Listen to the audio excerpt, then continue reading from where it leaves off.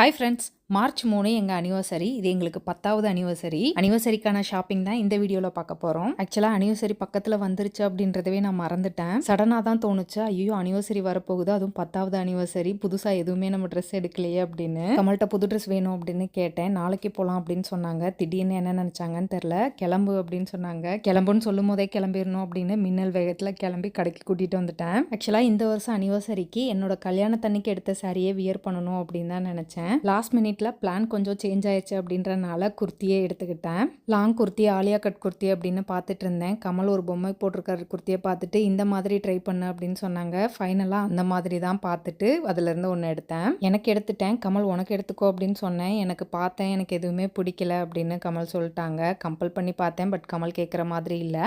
அதனால என்னோட ட்ரெஸ்ஸுக்கு மட்டும் பில் பே பண்ணிவிட்டு அப்படியே வீட்டுக்கு கிளம்பிட்டோம். இதோட லாங் வீடியோ ஆர்கே ஃபேமிலி விளாக்ஸில் போட்டிருக்கேன், செக் பண்ணி பாருங்கள். அடுத்த வீடியோவில் பார்க்கலாம். பாய்.